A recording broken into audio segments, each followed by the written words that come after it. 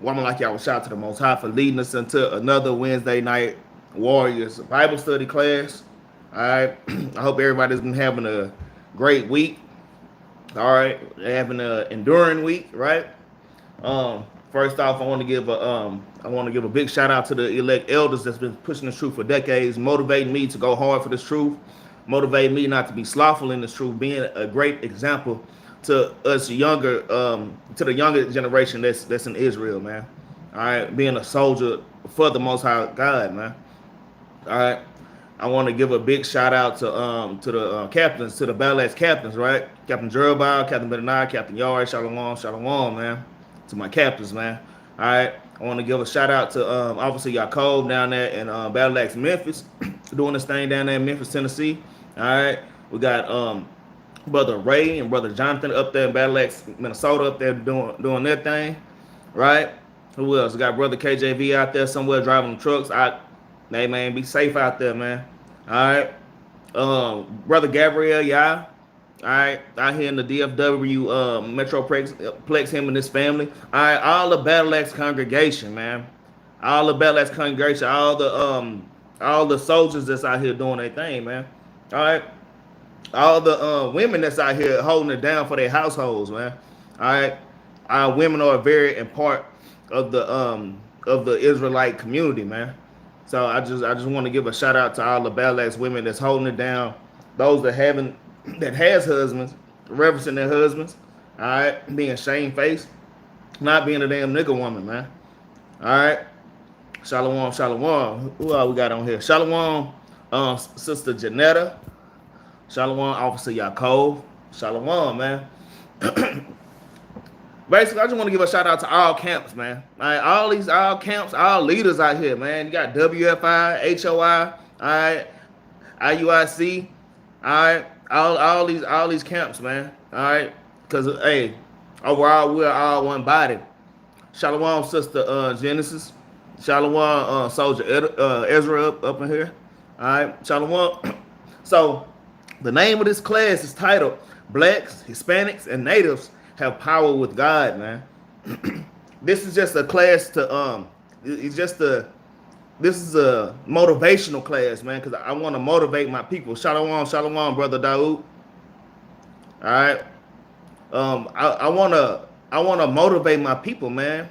So sometimes we have to bring out these basic precepts just to remind us who we are, man. And we are a great people.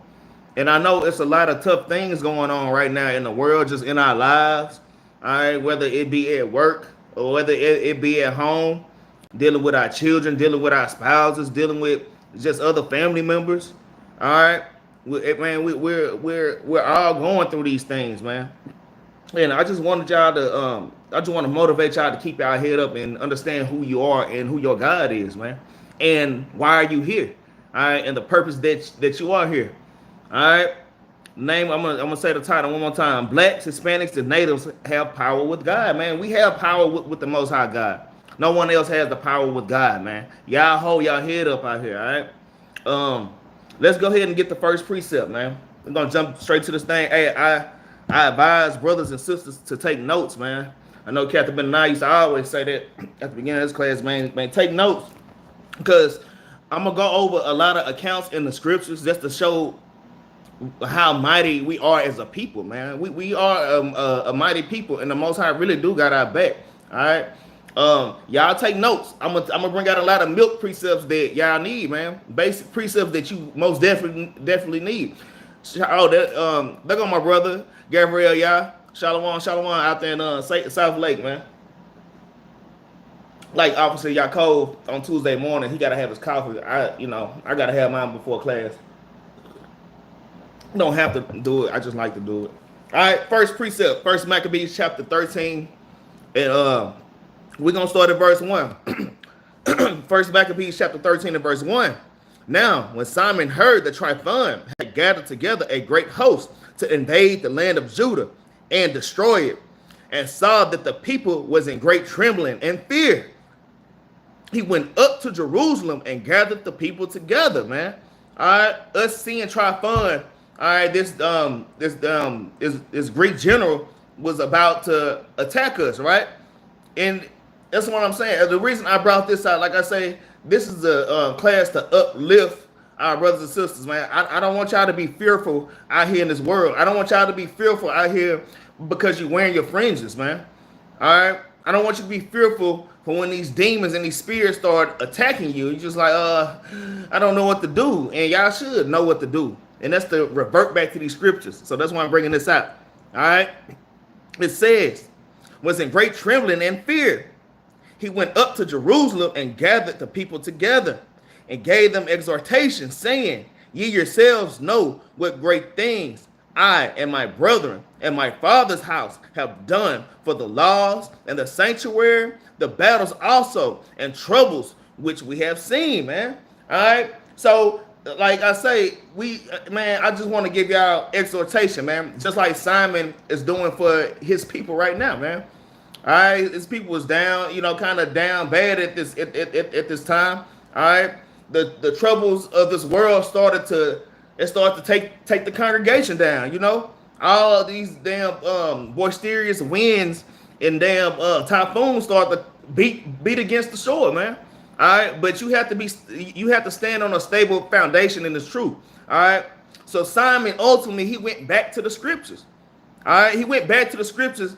And that's what y'all have to do in the truth. You have to go back to the scriptures and see every time when our forefathers and our foremothers were faced with adversity, all right, how they overcame it with the power of Yahushua, with the power of Yahweh, why Yahushua, man. All right, we literally have power with the Most High God, man. And no other nation do, man. No other nation does, man. All right, let's get the next precept. Let's get 2 Timothy. Get 2 Timothy chapter 1. Get 2 Timothy chapter 1, y'all. Shalom, Sister Mary Houston. Shalom, Sister Mary Houston and Sister Odetta, Sister Yael. Hopefully, hey, I hope everything is all right down there in H-Town. I know it was a big hurricane down there. Yeah, up here in Dallas, we got the aftermath of it. It's hot as hell up here, so we were happy to get that little rain, but I know it's crazy down there, so I hope y'all all right down there, man. All right. Shalom. Tussin Power Drill, all right, calling out of Los Angeles, all right, Sister Janetta, right? Oh man, my daughter up in here, shalom, baby, all right, NC Matt, what is this? Hey, from North Carolina, where NC Matt, hey, this is the channel for the Hebrew Israelites, all right. We basically waking up the so-called blacks, Hispanics, and Native Americans and letting them know that they are the people of the Bible, man. All right, and that we have power with this class. It's a special class, NC Matt, because it's going into how we have power with the Most High God, man. All right, shalom, Psalms 25:14. All right, praises. Let's get into it. 2 Timothy, all right, chapter 1 and verse 7, man. Let's get it, man. Hey, man, y'all don't be fearful out here in these things, I'm just saying, brothers, don't be scared to tell other brothers things, you know what I'm saying? Sisters, sometimes when it come time to telling another sister something, don't be afraid to do it. All right, but you do these things in righteousness. The same thing with your husbands. Men, you can't be afraid to tell your wife what's right and what's wrong. Hey, man, you shouldn't be fearful in this thing, man. All right, this class goes many-fold on with so many different levels. And same thing with wives in modesty and with humility. It's all right to tell your husband, okay, baby, this and that. And once your husband say, nah, baby, we won't do it like this. All right, baby, and that's it. But don't be afraid to tell your husband something in humility. All right. We're not fearful people, man. All right, we're not supposed to be fearful. All right. 2 Timothy chapter 1 and verse 7. It reads, I'm in 1 Timothy. 2 Timothy chapter 1 and verse 7 says, fear God. It says, for God have not given us a spirit of fear, but of power and of love and of a sound mind. The Lord has not given us the spirit of fear, man. It said, but of power, all right? When we go back to the book, when we keep the commandments, when we follow his ways, it's a very powerful thing, man. All right?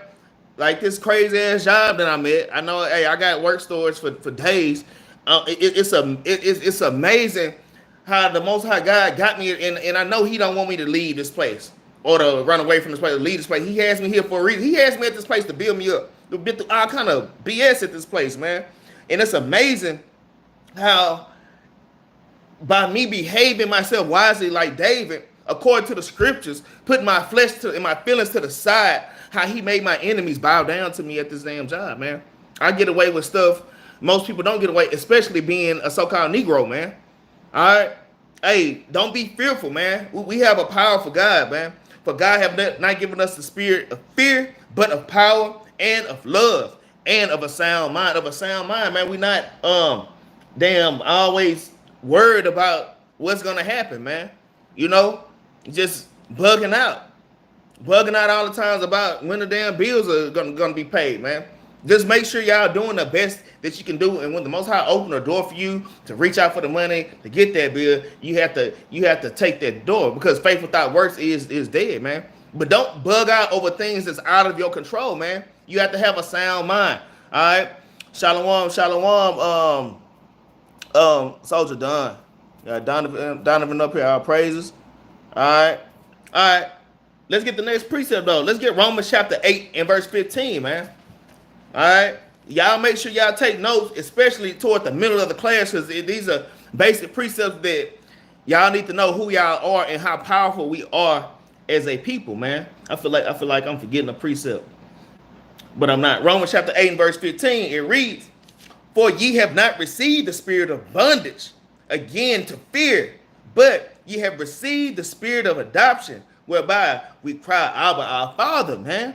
Hey, why do we have to fear when, standing behind us, we have a big, black, dark-skinned, kinky-haired God stand with bronze, glowing bronze skin, with chariots of fire round about? Why are we being fearful, man? All right? It says, ye have not received the spirit of bondage again to fear, but ye have received the spirit of adoption, whereby we cry, Father, man. Hey, and when we do get in them situations, because even King David got in some situations where he feared, he fled someplace, and he always turned to the Lord, man. Make sure, man, when y'all got y'all back against the wall, make sure y'all turn to the Most High, man. All right, let's get Psalms chapter 23. Yeah, I got quite a few precepts, but we're gonna kind of whiz through these mugs, you know. I ain't gonna expound too much. Psalms chapter 23, man. All right, I just want to uplift y'all, man. Man, we are literally kings and princesses on the earth. This is Psalm chapter 23 and verse 4. It reads, "Yea, though I walk through the valley of the shadow of death, I will fear no evil, for thou art with me. Thy rod and thy staff, they comfort me," man. And thy rod and thy staff, man.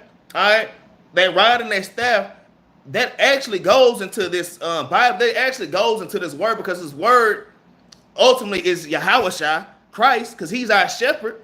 All right, and the rod and the staff that he kind of, the rod and the staff, to drop my pencil with the rod. You have a rod, and you take the rod and you kind of tap the sheep to the left or to the right and show them which way to go. This Bible is our rod and staff, man. All right, because we are sheep, man.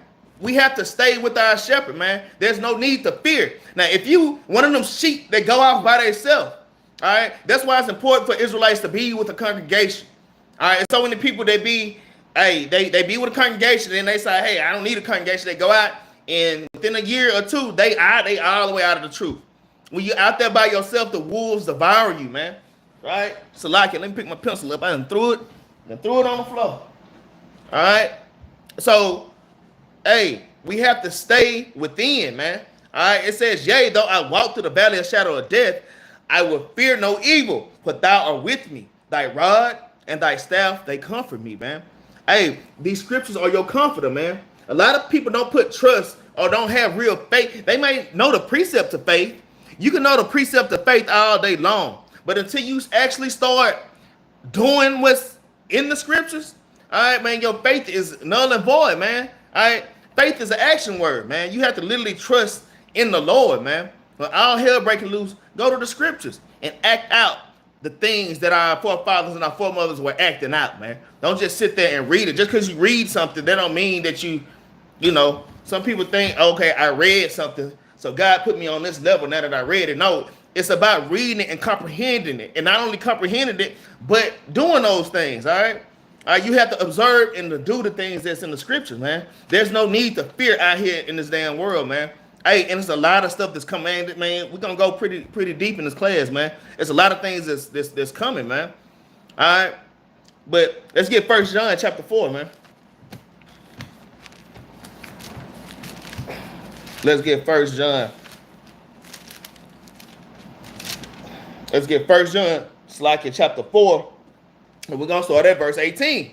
All right, and it reads, "There is no fear in love, but perfect love casteth out fear," man. Let me read that again. It says, "There is no fear in love, but perfect love casteth out fear, because fear have torment." All right, because fear have torment, man. Fear, it torment your mind. I'm gonna give y'all a precept to this that I just realized what it was. That verse 18, precept that with Wisdom of Solomon chapter 17, 12 through 13. Wisdom of Solomon chapter 17, 12 through 13. All right, make sure y'all precept that, man.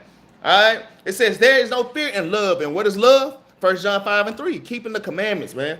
There's no fear when you keeping the commandments, man. There's no fear in love, man. But perfect love, it casts out fear, man. All right, because light can't dwell with damn darkness, man. It's either you on this side or either you on that side. Either you keep the commandments or you ain't. All right, either you're bold in your mind or either you fearful, man. It's one or the other.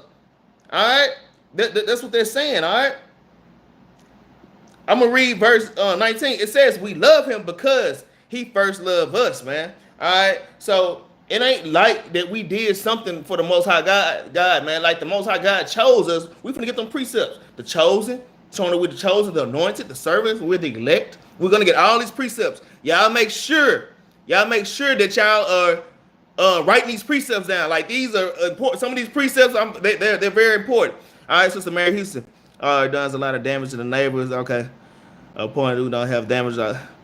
Our power was out. They just turned it back on. All praise to the Most High, Sister Mary Houston, down there in H-Town. That hurricane came through there. All praises, all right? All praises that the Lord didn't destroy y'all property like he probably destroyed some of y'all wicked neighbors around there. Right? But let's go to the next precept. Let's get the precept for 1 John chapter 4 and verse 18. Let's go to Wisdom of Solomon, man. Man, y'all write these precepts down, man. Y'all brothers that's trying to do classes, this is, man, by precepting your Bible. I was supposed to do another precept class on how to precept your Bible. Like Sister Deborah asked me to do that. I ain't forgot about you, sis. All right. But Wisdom of Solomon chapter 17, and we're going to start at verse 12. It's a precept. It says, "For fear is nothing but a betraying of succors, which reason offereth," man. A trading of succors with reason offereth. It says, "And the expectations from within, being less, counted the ignorance more than the cause which bringeth the torment," man. Like, what's causing this torment? Why am I freaking out like this? Why am I bugging out like this, man? Sometimes you have to examine yourself. Y'all have to examine yourselves, man. 1 Corinthians chapter 13 and verse 5, man. All right, it says, verse 12, "For fear is nothing else but a betraying of succors, which reason offered." So I'm gonna give y'all a quick story. All right, Officer Yaakov did his class. Hey, and I want all y'all to go check it out. I'm gonna tell y'all exactly when I started looking. But he was doing his class yesterday morning, and he called me later on that evening. He said, "Ak, in the background at about 20 minutes. It's an abandoned field right across." He was doing class outside in his van. It's an abandoned field across the street, and you can see it. And it's an abandoned truck over there. And I'm gonna tell you, in the background, you could see something. It looked invisible. It looked like a ghost. I mean, it literally looked like a ghost walking back and forth. He said, "Man, my wife told me to look, and I looked, and look, I want you to go check it out." So I went to go check it out. Y'all go check it. Look, go check out Officer Yaakov class. Don't do it right now. Just write it down. Go check Officer Yaakov class out this Tuesday at about the 18-minute mark, about 18 through the 20-minute mark. And just look, it's a white truck. and you're gonna see this little image, and it looked like a person, like a ghost, just kind of. So, and we were kind of bugging out, man. All right, we were kind of bugging out. So today, when I was at work, I'm at work, I got extra time. I'm at my desk, and I'm examining the map. I'm looking at the damn picture. You know, I'm into electronics, so I understand how cameras work a little bit. But I'm not a camera specialist, but I know cameras can be pixelated, especially with iPhones, because y'all think iPhones are greatest, but they not. It's just shot by at the iPhone people. Y'all know Samsung got the best cameras. But when I looked, it's like, damn, it do like a little ghost person. But when you look, it's a new tree that's growing, and every time the wind blow, I was looking at all the every time the wind blow, the tree would bend, and it would just go back and forward by the truck. But because the camera was distorted and pixelated, it looked like a ghost. All right. So sometimes we have to examine the matter, man. Let me read the precept. Now that I told y'all that story, let me read the precept. All right. Wisdom of Solomon 17 to verse 12. It says, "For fear is nothing else but a betraying of the secures, all right, which reason offered, man." All right. You're thinking about all these different things in your head instead of thinking of a logical reason on what it can really be. It says, "And the expectation from within being less counted the ignorance more than the cause." All right, we count the ignorance more than the cause. We looking at all the problems we have. We looking at the dumb side of it. Oh, but what if this? Oh, but what if I pay this bill? I pay this bill, and then I want to be able to pay that bill, and then all hell's breaking loose, man. All right, that's what I'm saying. You coming up with these wicked imaginations in your mind, man. That's ignorance. It says, "And the expectation from within being less counted the ignorance more than the cause which bringeth the torment," man. What is the cause of this torment, man? Really examine that matter. Is it really that serious? All right. Because sometimes, you know, Israel, we can over exaggerate on problems and issues, man. That's really not that big of a deal.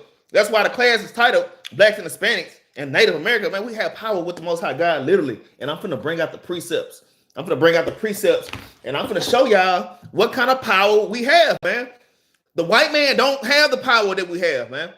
The Chinese man don't have, and that's why they so jealous of us, man. We're the only ones that have power with the Most High God. Let's get Psalm chapter 104 and verse 5, y'all. Psalm chapter 104 and verse 5. All right. Y'all make sure y'all write these precepts down today, man. Every day, really. All right. Yeah, obviously, y'all Cole kind of helped me put this class together, too. He gave me a lot of good precepts yesterday. Psalm chapter 105. Psalm chapter 105, Salakia, in verse 15. Psalm chapter 105 and verse 15, it reads, saying, "Touch not mine anointed, and do my prophets no harm."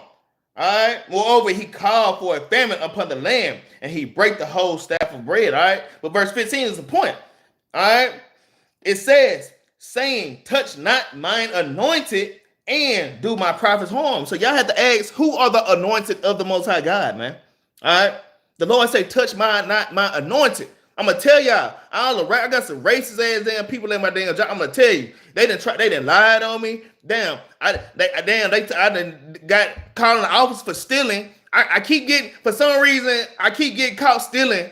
I mean, but I don't get written up. All right. It's like, it's crazy. It don't matter what these people throw at me, because I'm the Lord's anointed. They can't touch me, man. Hey, y'all can't be touched as long as y'all keeping these commandments, man. You can get that in Judah chapter 5, verse 20 on down, man. All right, read that again. Saying, "Touch not mine anointed, and do my prophets no harm," man. What y'all worried about? Why are y'all worried? Why are y'all out here bugging out, man? All right, y'all shouldn't be bugging out in this world, man. All right, but let me get y'all the precept for the anointed. I want to prove to y'all that the Israelites are the Lord's anointed. Y'all write this down. Leviticus chapter 7 and verse 36, man. Let's get that. Leviticus 7 and 36. Y'all write that. Y'all have to understand, you Blacks, Hispanics, and Native Americans, y'all are the Lord's anointed. Y'all are the Israelites. Y'all are the people of this book, man. All right. Y'all need to embrace y'all heritage and damn learn y'all history, man. The white people know y'all history. These other nations know y'all history better than y'all. All right. Leviticus chapter 7 and verse 36. All right. It reads, "Which the Lord commanded to be given them of the children of Israel, in the day that he anointed them. You see that? If you read throughout the whole Bible, the Lord has not anointed no other people but Israel, man. You so-called black man. You so-called Hispanic or, Mexican. So-called Mexican or whatever they want. So-called Puerto Rican.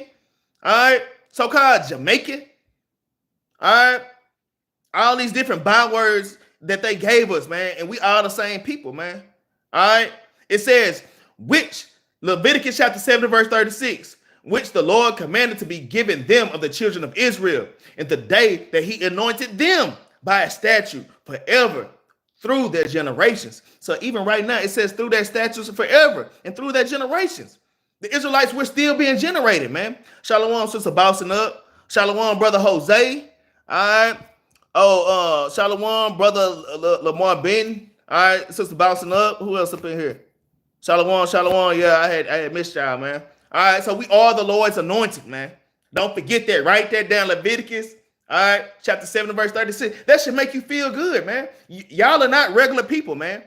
All right, we're literally, man. Hey, man, we're literally gods on the earth. We gonna get it. We gonna get it, man. Y'all should be fearful, man. We truly have power with the Most High God. All right, let's get Nehemiah, man. Let's get Nehemiah chapter 6, all right, and verse 5, man. We're gonna see what Nehemiah say. All right, hey man, we know that he was a mighty prophet. Hey, we know Nehemiah didn't play no games. Nehemiah, man, y'all know how niggas can be. Got all these niggas standing around, they ready to break the Sabbath. Nehemiah come out there, hey, next one of y'all do this or do that, try to break the Sabbath or break these commandments, I'ma lay hands on you. Nehemiah was ripping damn Negroes' beards out, man. Hey, y'all have to understand that, hey, we are mighty. We not weak, man. We not weak. We not effeminate man. We are mighty men. All right.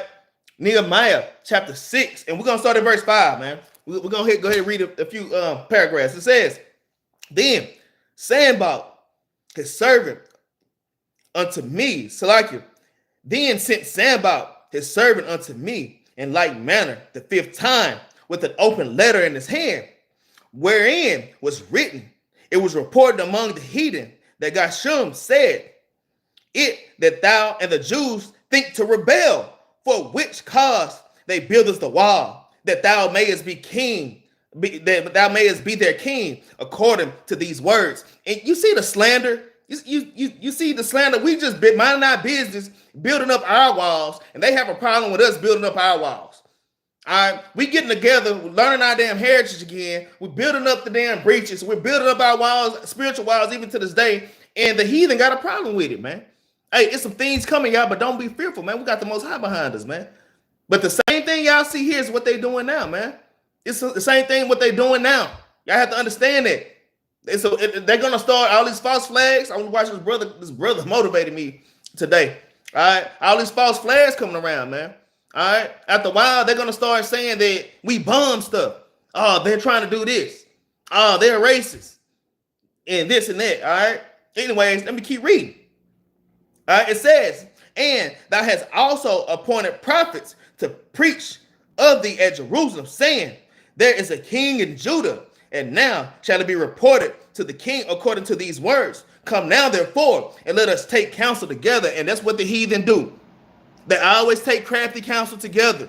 All right, you can get that Psalm chapter 83. All right, read Psalms 83. And it's all the nations, Edom, all the nations, Chinese, Japanese, the Africans, they all against us, man. Hey, it's one Edomite lady. I am cool with it work, but in my mind, I know that she's going into captivity and she's going to be destroyed. And I don't get sensitive and in my feelings about that, man. It is what it is. And man, we're not a weak people, man. All right. And we are a warrior nation, man. All right. But we spiritual warriors, man. We're spiritual warriors more than anything, man. All right. So they took counsel against us because we're building our walls, just like we're building our walls now. But let me keep reading. It says, then I said unto him, saying, there are no such things done as thou sayest, but thou findest them out of thine own heart, man. It's like y'all making up this stuff, man. I don't see it, man. Ain't nobody over here doing that. Y'all just making up stuff and they're accusing us, man. All right, I'm gonna tell y'all, and they're gonna start accusing us of things, man. All right. Verse 9, it says, for they all made us afraid, saying their hands shall be weakened from the work, that it be not done. Now, therefore, oh God, strengthen my hands. And that's what we have to do when we get weary. Sometimes, man, hey, because Satan gonna pound on you, man. What's all right? Chapter 2 and verse 1 say, hey, when you come to serve the Lord, prepare your soul for temptation. Hey, there's some fear that's gonna come. It's gonna come a twinge, but you can't let that fear overtake and overrun your life, man, to where your ass is finna fall out, to where your ass is breaking the commandments, man.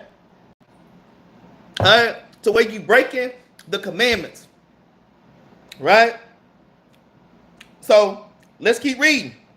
Verse 10, it says, afterward, I came unto the house of Shemaiah, the son of Deliah, the son of Metabel, who was shut up. And he said, let us meet together in the house of God within the temple, and let us shut the doors of the temple, for they will come to slay thee. Yea, the night will they come to slay thee, man. They're gonna come get us. The boogeyman is coming, man. All right, that damn pestilence is on its way, man. All right, they'll put anything in your damn mind, man. All right, it says, and lo, I perceive that God had not sent him. All right, because look, all Israel is not Israel. All right, and sometimes people come, they send people in the midst of your congregation, in the midst of your family, just to deceive you, man, just to throw you off. I'm gonna tell you, man.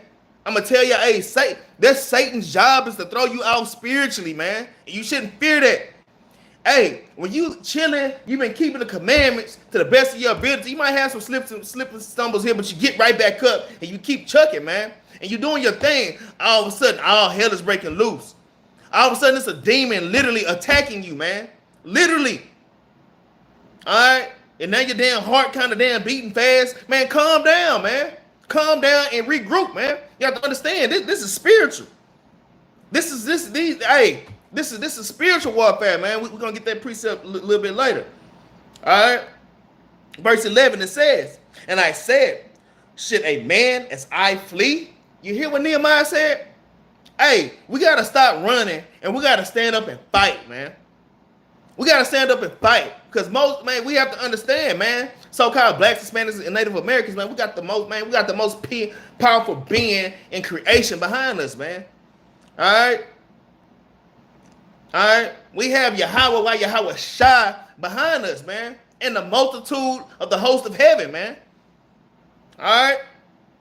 It says, this is what Nehemiah said, and I said, should such a man as I flee? And who is there that, being as I am, would go into the temple to save his life?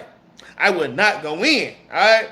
And lo, I perceived that God had not sent him. So you got to have discernment in this truth. Discernment is important, man. We got to quit being dumb out here. Quit being stupid. Men and women, man. Y'all got to know what spirits, you got to know what spirits hitting you. You got to know what spirits is on your brothers. You got to know what spirits is on your sister. You got to know when the spirit is on your husband, man. You got to know when the spirit is on your wife, man. All right? But when you see those things, don't get scared, but you have to have discernment. That's what this is going into, having discernment, man. All right? Because the Holy Spirit, it gives you discernment, man. It gives you discernment, and then why are you scared? Do you know who you are? I'm asking y'all, man, do y'all know who y'all are? Right? It says, and lo, I perceived that God had not sent him, but that he pronounced this prophecy against me. For Tobiah and Sanballat had hired him. You see that? There's a lot of agents in this truth. There's a lot of people in these camps that's not really part of us. All right? And maybe people in the Battle Axes that's not really with us, man. They really government agents, man. Some of these brothers, hey, Shalom, brother, and they down learn the precepts, and they learn call out Yahweh, you know, they learn the damn the lingo, man. They learn the language, but they agents, man. All right, y'all have to understand, man. These things are real, man.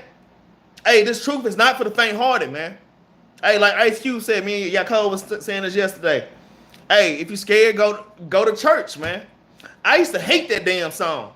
If you're scared, go to church. But this is back in the day, so I'm thinking, damn, if I want to do right with my life and not get shot by a gangbanger, Why wouldn't I go to church? Why does that make me scared? But now that I'm in the truth, yeah, if you're scared, go ahead and go back into the damn Christian church, man. Yeah, because the Christian church is where you can be scared at. Yeah. You know what I'm saying? But anyways, let me keep reading. All right. Verse 13, it reads, therefore was he hired that I should be afraid, man. All right. These agents are going to come at you. Not just a physical agent, but these spirits, man. These spirits and these demons that's all around us, man. All right. That I should be afraid and do so in sin. Right here. Hey, yeah. Y'all write this precept down. Y'all write this down. Nehemiah chapter 6 and verse 13. This is a precept that's showing being in fear is a sin. All right? Especially when you being in fear of these damn other damn nations, man. It says, therefore, he was hired that I should be afraid and do so and sin, and that they might have matter of evil report, that they might reproach me, man. Right? So with that, we're going to move on to the next precept. Let's get 1 Kings, man. Let's get 1 Kings chapter 18. 1 Kings chapter 18, man. All right. Like, why are we fearful, man? All right. We should be, hey, we got the Most High God behind us, man.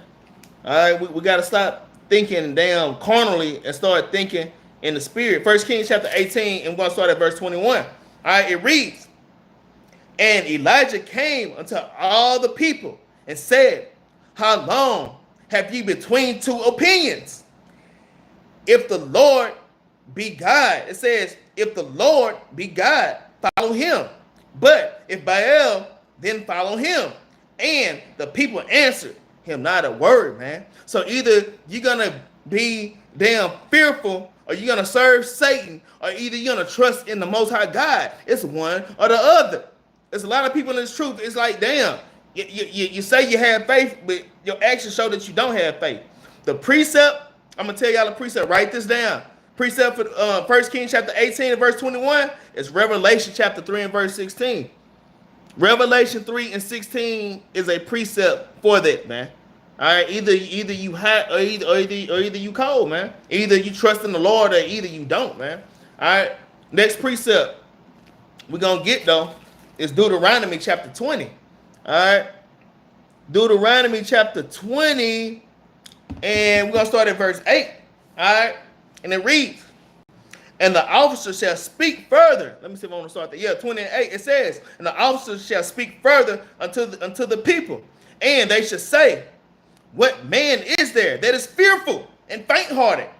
Let him go and return unto his house, lest his brethren hear, unless their heart dislike it, unless their brethren's heart faint as well as his heart, man. Basically saying, man, who here is scared? We fist to go to war. Which one of y'all Negroes scared, man? All right, and you got some kind of brother. Hey, I'm scared. All right, well, hey, you need to get out of here. You need to get out of here, because that fearful spirit, it'll put a spirit on your other brothers, man.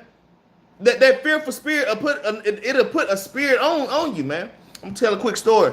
I remember when it was in life, that Black Lives Matter thing was damn going on real hard all over the nation. I think it was right after Trayvon. Nah, right after not Trayvon, but the guy with the knee on his neck. Can't think of his name. But it was riots all over the place. Black Lives Matter is going crazy. All right, wicked ass Black Lives Matter. All right, and we went downtown. The Battle Axes, along with another camp, we marched downtown. All right, because we finna tell the people what's really going on, and it was a dangerous situation. I'm gonna tell you, got people riding. We down there, people throwing rocks. You got the cops down there with shields. They standing in the line with their batons. All right, they got damn shotgun bean bags. All right, they damn shooting damn smoke grenades everywhere. And we were in the middle of that, man. And I'm going to tell you, I was on fire. Didn't have no fear. But before we left, hey, we let brothers know, man, if you scared, stay your ass back at the car. I mean, the captain straight said, if you scared, man, because that's real. That's real, man. You put a spirit on your brothers. But let me tell you what happened. So, brothers went down there, man. Brothers went down there. And, we down there and we marching in our line like soldiers. Then we stopped and we turned sideways and we started prophesying to the people, man. And I'm gonna tell you, you know what's weird? This is how I know that we got power with God. Because as we walked, like everybody just got quiet. Out of all the people that was there, everybody got quiet and just started looking at us, man. Just looking at us. Man, when you see Negroes in order and keeping the commandments, man, that's a sight to see. I mean, it's literally a light on you, man. People got quiet and looking like, who are they? We look mightier than the damn cops that was down there, man. And they all stopped and they damn kind of gathered to us, man. And we turned around and we started prophesying. But I'm going to tell you, it got crazy. It got crazy because the thing about the Black Lives Matter, it's really wicked, man. You had people provoking. You had so-called Edomites down there, covered up. They were throwing stuff at the cops and then running into our group. They were running to our group like they with us, man. All right, just wicked. But I'm going to tell you, when the cops started pushing forward and they got rowdy, and the cops started acting like they're going to shoot the beanbag gun, we had brothers with us that started bugging the hell out. Brothers were like, man, I don't know about that, man. Brothers got all fearful. And then other brothers got damn fearful, man. Man, that spirit would literally jump on other people, man. And we told y'all ass, if you scared, stay back. You ain't built for the battle, man.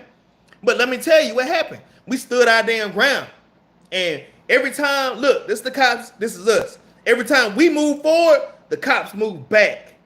And every time we move forward, the cops move back. That showed that man, the most, man, you can see the Lord, man. I mean, you can literally feel the presence, man. You can feel the power, man. And we have to believe that we have those same spiritual gifts, probably not on the same level as our forefathers had it. I mean, they were damn leaping walls and damn making fire rain down, all kind of things. But man, hey, we still have power, man. We still have power, man. All right, I just want to bring that up. All right, let's get First Maccabees, man. Let's get First Maccabees chapter 3, man. Let's get First chapter 3. First Maccabees chapter 3. Then we're gonna start at verse 55, man. First Maccabees chapter 3 and verse number 55, all right? It reads, and after this, Judas ordained captains over the people, even captains over thousands, and over hundreds, and over 50s, and over 10s. But as for such as were building houses, or had betrothed wives, or were planting vineyards, or were fearful, those he commanded that they should return every man. All right. He said, or were fearful, those he commanded that they should return every man to his own house according to the law, man. According to the law. Because the law said that, hey, the law said, hey, man, if you got a wife, you just got married, you really supposed to be at home making your wife happy, if you know what I mean. You ain't supposed to be at war, you just got married. Go home and make your wife happy, man. You know what I'm saying? All right. And those that are fearful, get out of here, man. Hey, you can't be fearful in this truth, man. All right. That's showing that, man, the Lord wants to be your savior. He gets a kick out of saving you, man, and to pulling you out of hot situations, man. That's what he does, man. That's what he did for us mightily in Egypt, man. That thing in Egypt that he did was a glorious thing. We don't understand how glorious those plagues were in Egypt, because I guess you have to actually be there. Because I guess you have to really use your imagination and use common sense, man.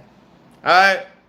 Just imagine the plague of darkness, man. Where it's black as hell for 3 days. But where you are, I think in Goshen, where we were good. But where the Egyptians were, they couldn't see nothing. Even if they lit a damn torch. They would light a torch, and you couldn't see nothing. You couldn't see nothing but damn shadows. And you can hear beasts. You hear stuff hopping and skipping by you, man. Beasts hopping and skipping by you. You hearing damn waterfalls and rocks falling. I mean, the Lord was sending all kind of calamities in that darkness, man. Think about the Lord make a hailstorm so bad. It's hell coming down mingled with fire. Hell with fire running along the ground, burning up the crops and beating the crops down. Anything outside was getting killed. Think about bowling ball size hell, man. All right. These things are glorious, man. All right. We have a powerful God behind us, man. Why are we scared? Hey, man, if you're scared, go to church, man. Go to church. Being in this truth is not somewhere where you need to be fearful. And if you got a fearful spirit, hey, man, you need to fast. You need to ask the Lord to take that spirit off you, man. Because I'm going to tell you, it's some things that, man, it's finna to go down, man. All right? It's finna to go down. All right? Let's get 2 Peter chapter 3 and verse 1. I got a nice precept. I kind of want to wait to bring this one out, but I can't wait. I'm going to bring it out right now. I'm gonna bring this precept out right now, man. All right? Y'all write this precept down, too. This is why I love this precept. Deuteronomy chapter 2 and verse 25, y'all. Deuteronomy chapter 2, and I believe verse 25. I love this precept. It's just, you know, when I read this precept, I get a little tingle down my spine, man. All right?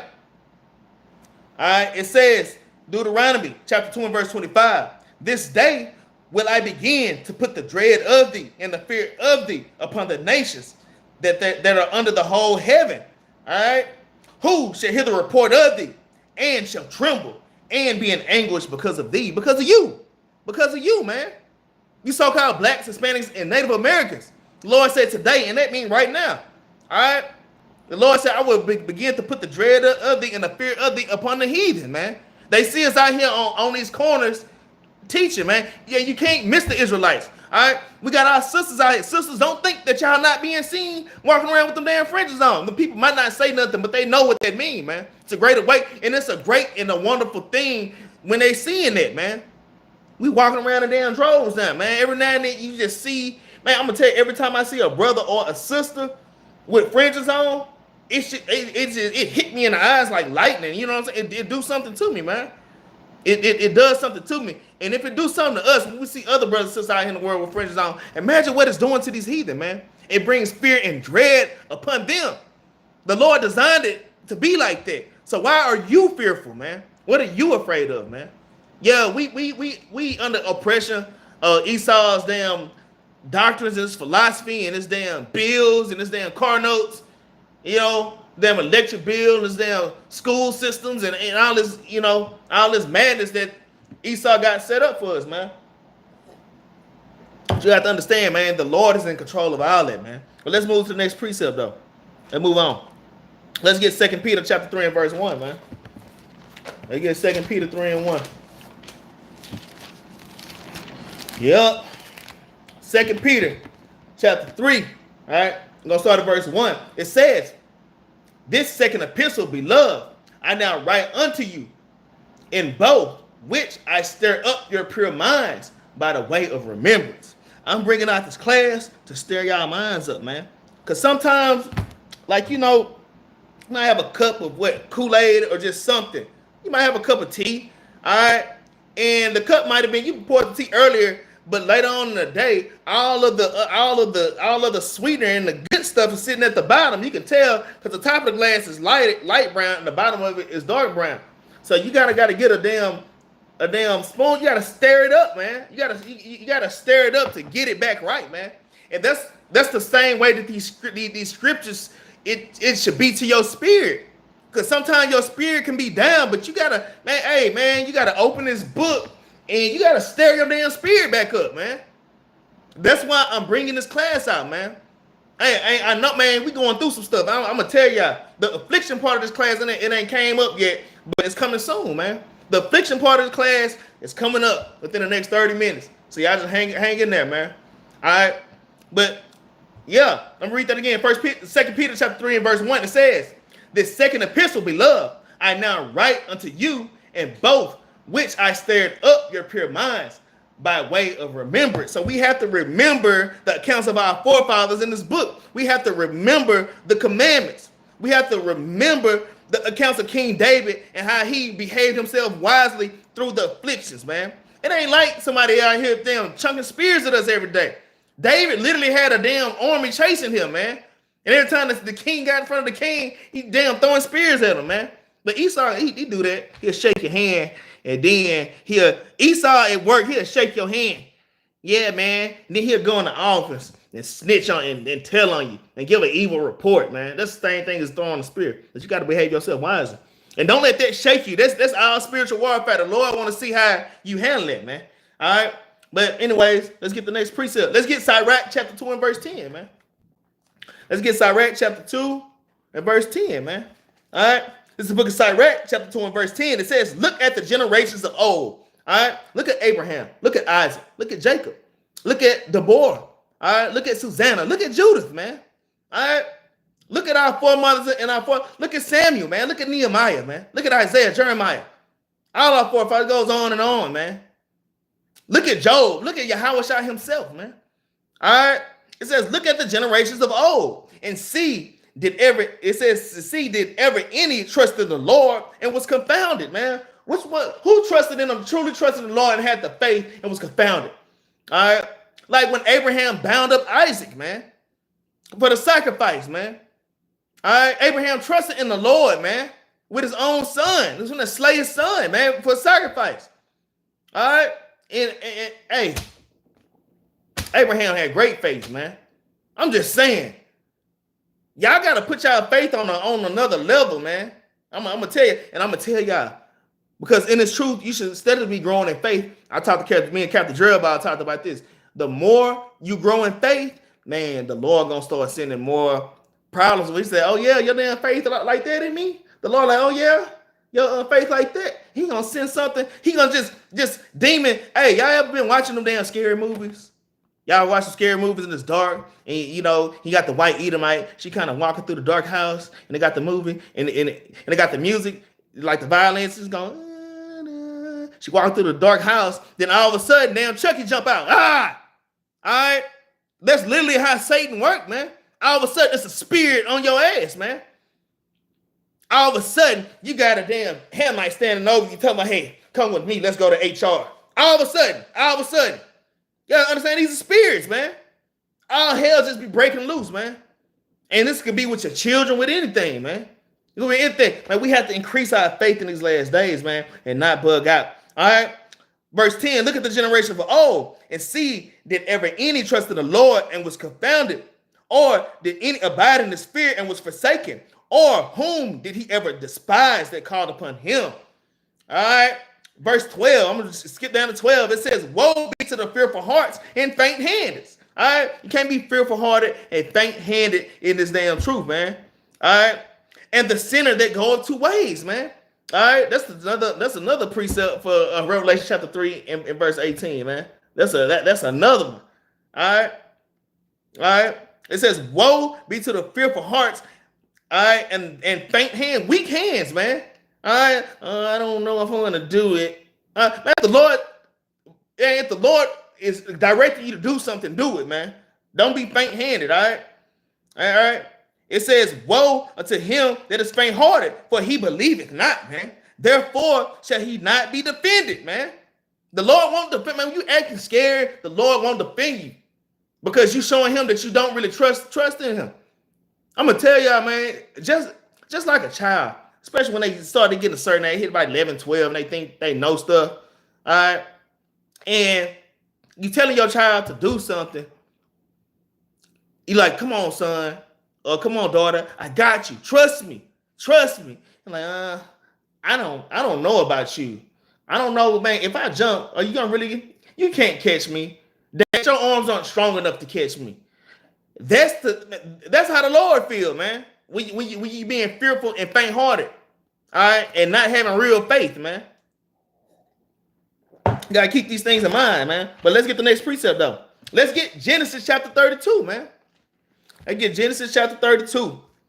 Y'all, man, do y'all know who y'all are? So-called Black, Hispanic, and Native American. God haven't get us spirit of spirit. That's right, Queen Diane, Dan Love. All right, Queen Diane. Now, you know, in Israel, we don't have queens, we have princesses, man. All right, we had Queen Esther, but that's because she had married a heathen that made her a queen. Because we have kings and princesses is the highest level of royalty in Israel. We learn queen from the heathen. All right, so I'm gonna tell you, a queen in every hive. What does a queen do in a beehive? She's the only female, and she's getting ran through, man. I'm gonna tell y'all, look, go and look up the etymology of queen and just look at where the word come from, man. All right. It ultimately goes into a damn Jezebel, man. There's just a little food for thought. You know what I'm saying? I put that out there. All right. I can go get the precepts, but I just want to go through the class, man. Yeah. So Queen Diane, yeah, change it to Princess Diane. All right. Change to Princess Diane, then love. Right. All right. I got that out the way. Let's get the precept. Let's get Genesis chapter 32 and verse 28. Y'all write this precept down, you blacks, Hispanics, and Native Americans, because this Bible is for y'all. All right. I'm going to show y'all who y'all are. It's the book of Genesis chapter 32 and verse 28. And he said, thy name shall be called no more Jacob, but Israel. For as a prince has thy power with God and with men, and has prevailed, man. So we're literally, when you come out the bloodline of Jacob, you so-called blacks, Hispanics, or Native Americans, Jacob is our forefather, man. It's a mighty thing to be proud of. All right. And we have power with the Most High God, man. Through blood, man. Through blood, man. All right. Through a royal bloodline. Y'all, do y'all know how long it's been taking the Most High God to create Israel, starting with Adam and his seed, moving on to Seth, and going all the way down? The Lord planned us perfectly. He knew what kind of people he was making, man. We are a special people, man. The Lord have his own spiritual laboratory, man. All right. He created, man, we not regular people, man. All right, let me read that again. Genesis chapter 32 and verse 28. It says, and he said, thy name shall be called no more Jacob, but Israel. For as a prince has thy power with God and with men, and has prevailed, man. We have power with God and with men. And this goes for the Israelite man and woman, man. All right. Even our beast, even our cats, our dogs are higher than these other nations, man. I want to say, man, why y'all out here fearful? Do y'all really believe what these scriptures say? Right? Y'all have to believe what these scriptures say. Let's read verse 29. It says, and Jacob asked him and said, tell me, I pray thee, thy name. And he said, wherefore is that thou dost ask me my name? And he blessed him there, man. Because, you know, Jacob was wrestling a damn angel, man. Think about you overcoming an angel, man. To where the angel had to touch you on the leg to dislocate your damn thigh to make you let go. Man, that's our forefather, man. Mighty, man. All right. Regular men can't do that. We literally come from that bloodline, man. All right, let's get Psalms. Hey, this is the classic. This is the classic, man. Psalms chapter 68 and verse 35. No, not yet. Yeah, let's get Psalms chapter 68 and verse 35, man. Psalm 68, 35, and then we'll bring the other one out. Psalm 68 and 35. It's like it. The book of Psalms, chapter 68 and verse number 35. I'm going to just read this. Let me just read this. It says, oh God, thou art terrible out of the holy places. The God of Israel is he that giveth strength and power unto his people. That's a precept.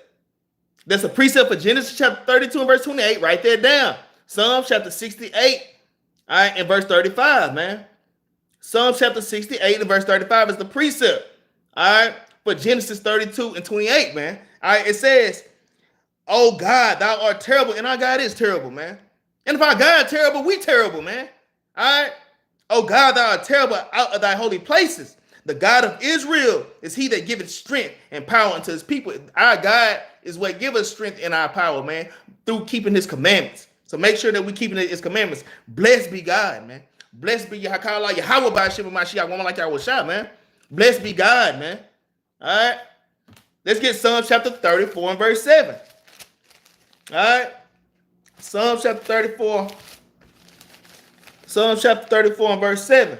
I felt like I brought this one out, but if I did, I'm bring it out again. Psalm chapter 34 verse 7, it says, and the angel of the Lord encamped round about them that feared him and delivered them.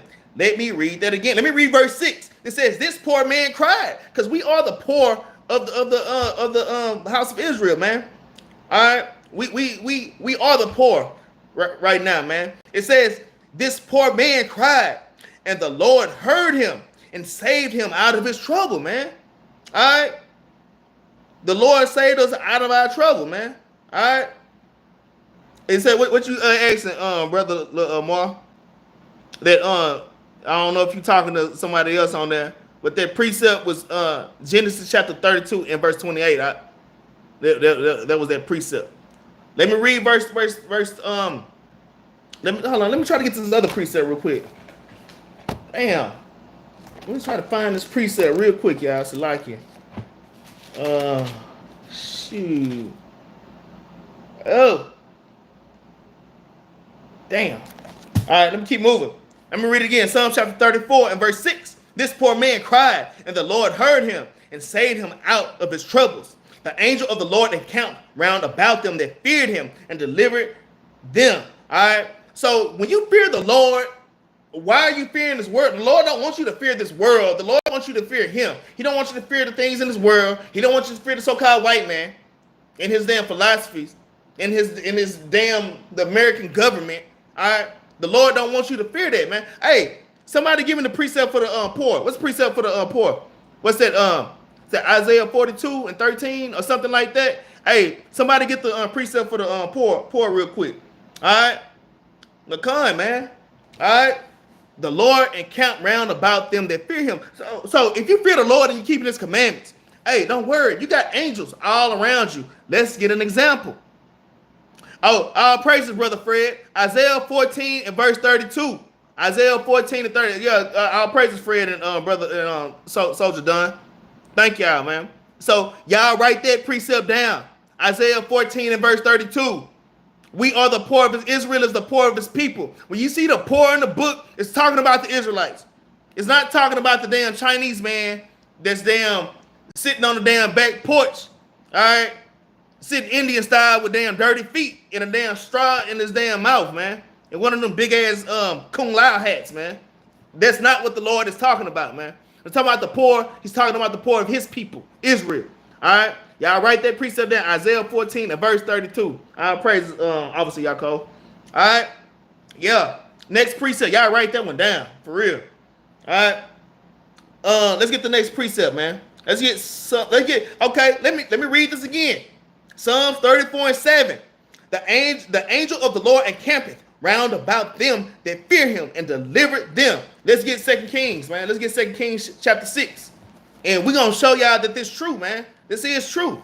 Man, don't think when y'all driving down the highway, you driving down the street, that it's chariots of fire literally following you everywhere you go. Man, y'all are under the protection of the Lord, man. All right, man, y'all just don't know how many times a damn demon came up behind you, tried to get you, and the Lord kind of zapped their ass, man. I don't know what y'all afraid of, man. Let's get that 2 Kings chapter 6, man. 2 Kings chapter 6, and we're going to start at verse 8. All right, 2 Kings chapter 6. And you know what? Let's start at verse 8. You know what? I want to cut this down. I'm going to read it. Verse 8. Then the king of Assyria warred against Israel and took counsel with his servants, saying, in such a place shall be my camp. And the man of God sent unto the king of Israel, saying, beware that the pass not such a place, for thither the Syrians are come down. So the servant of Israel came to the king like, hey, man, watch out. The Syrians are after us, all right? Don't go this way, all right? And the king of Israel sent to the place which the man of God told him and warned him and saved himself there, not once nor twice. Therefore, the heart of the king of Syria was sore troubled for this thing, and he called his servant and said unto them, will ye yet shew me which of us is for the king of Israel? And because he knew that it was somebody telling his business, right? All right, hey, we are crafty and we are clever people too. All right, it says, and one of his servants said, none, Lord, O king, but Elisha the prophet that is in Israel telleth the king of Israel the words that thou speakest, all right, in thy bedchamber, man. All right, and he said, because you know what? A prophet of the Lord will literally tell a prophet what the enemy is doing, man. So the servant is letting that king know, no, this is a prophet of the God, of the Lord. This is Elisha, man. All right. Verse 13, it says, and he said, go and spy where he is, that I may send and fetch him. And it was told him, saying, behold, he is in Dothan. Therefore sent he thither horses and chariots and a great host. And they're going to come after you like that. Y'all out here, y'all call yourself teachers. Everybody want to be a teacher. Hey, man, it's things coming after these teachers, man. All right, not just these teachers, but y'all that's just in this truth, man. Hey, man, they're gonna come after you with horses and chariots and police cars and damn paddy wagons, all right, and damn German shepherds, right, and damn shotguns, man. All right.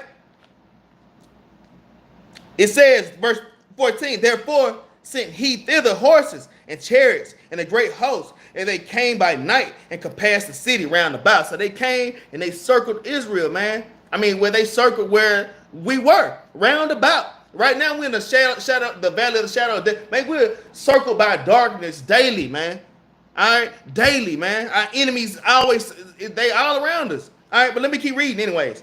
Verse 15, it says, and when the servant of the man of God was risen early and gone forth, behold, and hosts compassed the city, both with horses and chariots. And the servant said unto him, alas, master, how shall we do? The servant kind of bugging out. Master, how shall we do? They're all around us. All right, the Syrians, they're all around us. What shall we do? All right. And he answered, fear not, man. And he answered, fear not. Let me close my blinds. And he answered, fear not. All right. For they that be with us are more than they that be with them, man. All right. So Elisha is telling them, fear not, man. Because we got more on our team. Yeah, they got thousands of people all around us, but we got way more people all around us. Y'all have to believe that, man. But watch this. And Elisha prayed and said, Lord, I pray thee, open his eyes that he may see. And the Lord opened the eyes of the young man, and he saw, and behold, the mountain was full of horses and chariots of fire round about Elisha. Y'all have to understand that, man. We're not regular people, man. Hey, Lamar Benton, all right, Peter, all right, Fred, Abraham, y'all Cole, Don, all y'all that's in the Kareem, whoever, all right, Queen Diane, all right, Sister Mary Houston, all of y'all, Brother Jose, we are not regular people, man. All right, we are not regular people. So he took the veil out that man's eyes, and all he saw was angels. And I'm gonna tell you, the Lord's angels are terrifying to look upon. They just simplifying it. What he saw was amazing. And all those horses and chariots and shotguns and police cars and tanks, that has nothing on what the Most High got all around us all the time, man. All right, that campeth all around us, man. Let's get Psalms 34:7 one more time.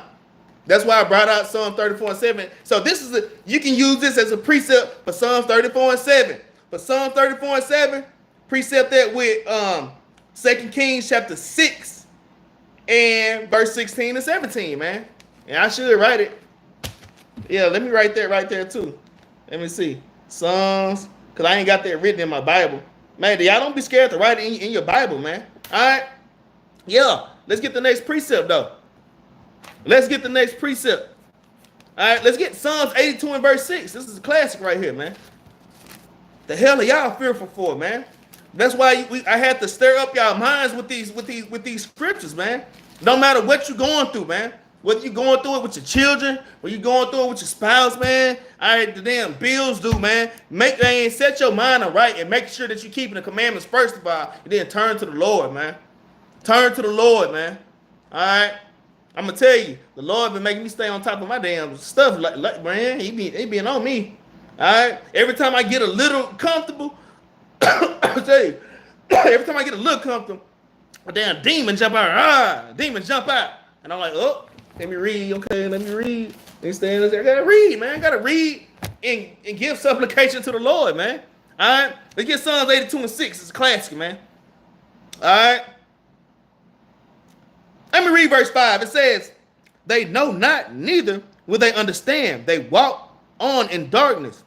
All the foundations of the earth are out of course, man. And all the foundations of the earth are out of course, y'all. We have to get back in course and get back in line. You so-called blacks, Hispanics, and Native Americans, man.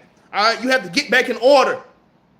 Verse 6 says, I have said, ye are gods, and all of you are children of the Most High, man. Man, the Lord literally called you gods, man. Y'all are literally gods. Shalom, Soldier Balah, Shalom. We got Benjamin up in here. All right. The Lord say, why are you fearful? But This is why, because the whole world is out of course, man. Let me read that again. Y'all have to really listen and let it sink in. It says, they know not, verse 5, they know not, neither will they understand. They walk on in darkness, meaning they ain't keeping the commandments, man. All right? And part of the keeping the commandments is not being fearful. All right? It says, all the foundations of the earth are out of course. All right? I have said, ye are gods, and all of you are children of the Most High, man. The hell, y'all get back in order. Hey, y'all, man, hold your damn head up like a king and walk like a king on this earth. All right, you gotta deal with the affliction, man. You gotta deal with it. Y'all gotta deal with the affliction. Let's get 2 Kings, man. Let's get 2 Kings, man. All right. Hey, we gonna get to that affliction part, but man, y'all gotta deal with that affliction, man. That's all part of making you a god. All right.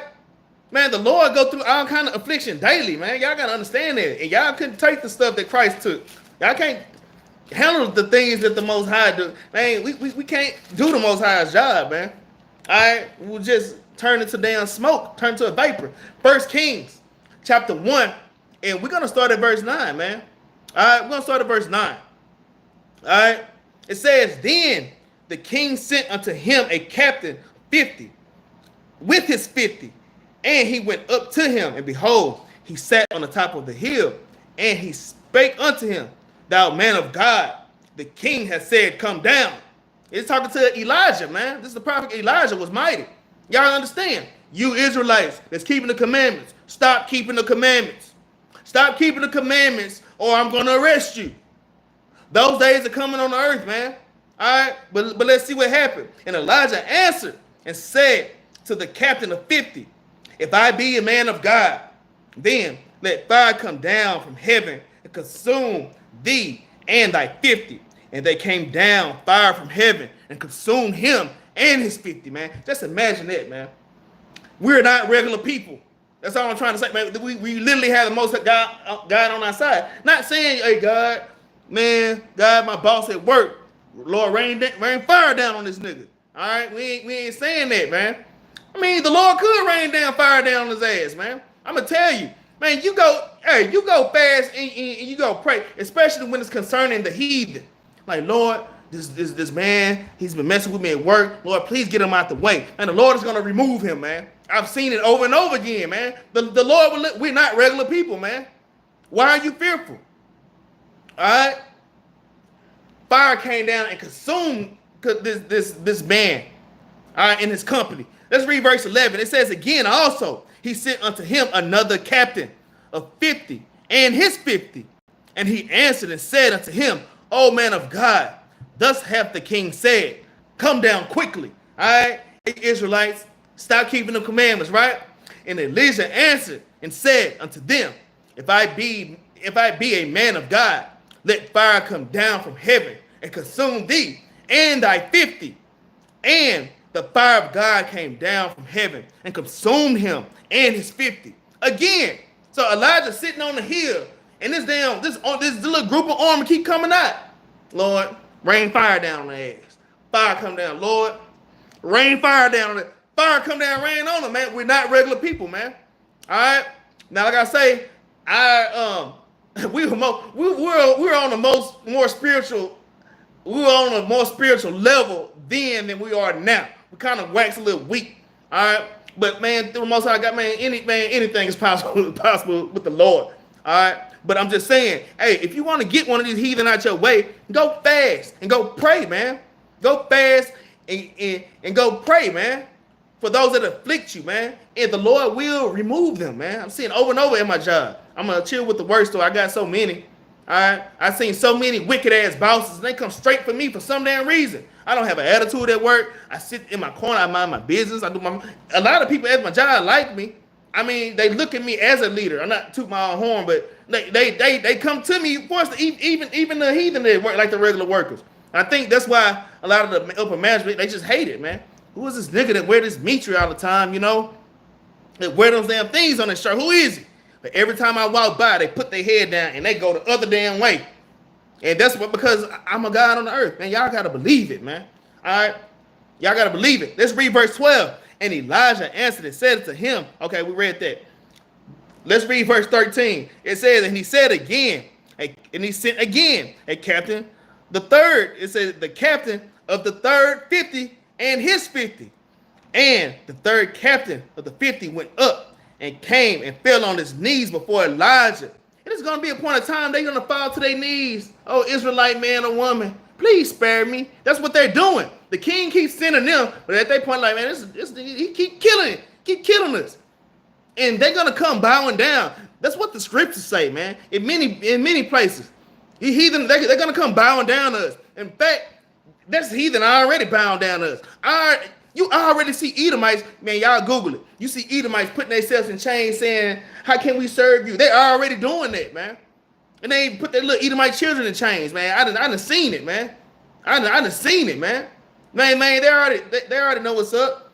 All right. But anyways, oh man of God, I pray thee, let my life and the life of these 50 thy servants be precious in thy sight.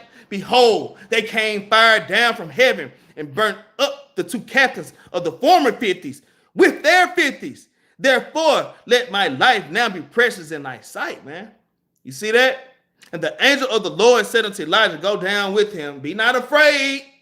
You see that? Because the Most High is he's gonna fix it for you, man. All right? The Lord will make your enemies be at peace with you, but you have to let him fight that battle. Exodus 14:14. All right? It says, the Lord said unto Elijah, go down with him. Be not afraid of him. And he arose and went down with him unto the king, man. Just have to bring that out, man. We are gods, man. All right? Damn. At 1 Kings chapter, let's get 1 Kings chapter 18, man. Let's get 1 Kings chapter 18. We're going to start at verse 30, all right, y'all? All right. We're about halfway done. The rest of these precepts, we're just going to kind of fly through them, okay? 1 Kings chapter 18, and we're going to start at verse 30. All right. And it says, and Elijah said unto all the people, come near unto me. And all the people came near unto him. And he replied, and he repaired the altar of the Lord that was broken down. Okay. And Elijah took 12 stones, according to the number of the tribes of the sons of Jacob, unto whom the word of the Lord came, saying, Israel should be thy name. And with the stones he built the altar in the name of the Lord. And he made a trench about the altar, as great as would contain 2 measures of seed. All right. And he put the wood in order and cut the bullocks to pieces and laid it on the wood and said, fill barrels with water and pour it out on the burnt sacrifices of the wood. So basically, okay, I believe these was the damn Philistines, I believe. All right. But it was their God, Baal, versus our God. Their God didn't work. So now we're going to prove that our God worked. All right. Now, actually, these were other Israelites that were just being wicked as hell. All right. Other Israelites being wicked. They want to serve Baal. All right. So Elijah, we built the altar back up of the Lord. We put our sacrifices on here. All right. We put our sacrifice down and we built a moat around the sacrifice. And we filled it with water. All right. And we filled it with water. All right. Verse 34. And he said, do it the second time. And they did it the second time. And he said, do it the third time. And they did it the third time. So they're just drenching the altar with water, man. They drenching the altar just with water. All right. And the water ran about the altar. And he filled the trench also with water. So you got the sacrifice, you got the altar, you got the sacrifices soaking wet. You got the altar all around it. It's a trench or a moat or a trench that's going around the altar. It's flowing water, just circling all around it. It's just wet. All right. Verse 36. And it came to pass at the time of the offering of the evening sacrifice that Elijah the prophet came near and said, Lord God of Abraham, Isaac, and of Israel, you so-called Black, Hispanics, and Native Americans, you are Israel. All right. This is the God of Israel. This is the same God we got now. Hey, this is him. Right. It says, the Lord God of Abraham, Isaac, and of Israel, let it be known this day that thou art God in Israel, man. And this is when your faith come in too, man. All right. Sometimes you have to ask, sometimes you can ask the Lord, like, man, the Lord wants you to ask him stuff like that. Man, be careful about what y'all ask the Lord. Man, don't ask the Lord nothing vain and nothing stupid, man. All right, then it backfire on you. All right. It says, and that I am thy servant, and that I have done all these things at thy word, man. All right. Hear me, O Lord. Hear me, that this people may know that thou art the Lord God, and that thou hast turned their heart back. Again, let me read that again. Hear me, O Lord. Hear me, that this people may know that thou art the Lord God, and that thou hast turned their heart back again. And the fire of the Lord fell and consumed the burnt sacrifices, and the wood, and the stones, and the dust, and licked up the water that was in the trench. So, man, turn these wicked Israelites back. Show them that you're God. Why are they serving Baal? Why are they damn celebrating their birthday? Why are they damn taking their damn children to the Easter bunny? They damn sneaking and still celebrating Christmas. All right, we're doing a feast of dedication. It's Israelites still rapping it. They got a secret damn Christmas tree in the damn closet, man. All right, they got a secret Christmas tree in the closet, and you still buying your damn children Christmas gifts, man. Celebrating these guys, man. All right, but anyways, the fire from heaven fell down, and it soaked up all the water. And only heavenly fire could fall on something and just absorb all the water. I'm talking about the water burst into flames, man. All right, and when the people saw it, they fell on their faces and said, "The Lord, He is God, and Lord, He is the God." And Elijah said unto them, "Take the prophets of Baal, let none of them escape." And they took them, and Elijah brought them down to the brook Kishon and slew them there, man. All right, that's what you get for following down false gods. But my point being is, we're not regular people, man. And just to show the power of our God, our power comes from the Most High God. All right, our power comes from the Most High God, man. All right, let's get the next precept though. So now we just finna ease on through this, man, just to let y'all know who y'all are, man. All right, let's get 1 Peter. Y'all write these precepts down. Write these down. All these precepts from here on out, make sure that you write them down. These are basic milk precepts that y'all need, man. All right, 1 Peter chapter 2 and verse 9. It reads, "But ye are a chosen generation, a royal priesthood." We are royalty, man. We are princes that have power with the Most High God, man. "A holy nation, a peculiar people, that ye should show forth the praises of him that have called you out of darkness unto his marvelous light," man. He called us out of darkness to his marvelous light. He called us out of fear to us trusting in him. I mean, he is our Father, Abba, man. All right, let's get, so, hey, Isaiah chapter 44 and verse 1, man. Let's get Isaiah 44 and 1, man. I have to bring this back to y'all, man. It don't matter what you're going through, man. Hey, we might be going through marriage situations. We might be going all hell breaking loose. But we have to remember these things, man. We not niggas, man. All right, we're not wetbacks. We're not spinks, man. All right, we are princes that have power with the mother. We are royal priesthood. All right, Isaiah chapter 44 verse 1. It says, "Yet now hear, O Jacob, my servant, and Israel, whom I have chosen," man. Hey, we are the servants of the Most High. And we are the chosen of the Most High. Anytime you see, y'all write this down. Anytime you see servants and chosen, it's talking about us, man. We're the Lord. No, he didn't choose anybody else to this day. And we're going to prove that when we read Romans 9 in a minute. All right. It says, "Yet now hear, O Jacob, my servant, and Israel, whom I have chosen." All right. It says, "Thus saith the Lord that have made thee and formed thee from the womb, which will help thee. Fear not, O Jacob." You blacks, Hispanics, and Native Americans, fear not, okay? "My servant, and thou just run." That's like a little nickname for us, all right? "Just run, whom I have chosen," man. The Lord say, don't fear. Man, Dad got our back, man. All right? Dad got our back, man. Man, y'all keep your heads up out there, man. All right? Anointed. We already got that precept. Leviticus 7 and 36. We already got that one earlier. That's the anointed. When you see the anointed, the only anointed people are the Israelites. Now, the white man is not enough. That damn white homosexual looking man with the long hair with the damn blue eyes, man. All right. He's not the anointed. That's a damn Edomite, man. In fact, that's Caesar Borgia, which is a damn Edomite. All right. I ain't finna go into the history on that. Isaiah chapter 61 and verse 1, man. Let me go ahead and get that, because I ain't gonna pass it up. Let me read that real quick. Yeah, we damn near done. Isaiah chapter 61. All right, and we're going to read verse 1. It reads, the Spirit of the Lord God is upon me because the Lord hath anointed me. You see that? And we know who the anointed is when we read Leviticus chapter 7 verse 36. So you know that Isaiah is an Israelite. We already know that. All right, y'all are Israelites. He's anointed me to preach good tidings unto the meek. All right, and have bind up the brokenhearted, to proclaim liberty to the captives and the opening of the prisons of them that are bound, man. All right, you know what I'm saying, man? We were anointed to preach good tidings, man. We got damn Joel Osteen down there in Houston. All right, wicked ass Edomite, and he looked like a devil when you say he's not anointed to preach good tidings, man. He's taking our book, reading it, and don't even know what the hell's going on, man. Not even knowing, man, that book is not for you, man. All right, you know how Joel Osteen is. Oh, people, you know, God say all you got to do is just love God. You know, the best thing about God is he have all walks of life and we're all together. Okay? Now pay me your money, right? You know how you talk all soft and sweet? Y'all gotta watch people that talk soft and sweet, man. All right? Be wicked as hell, man.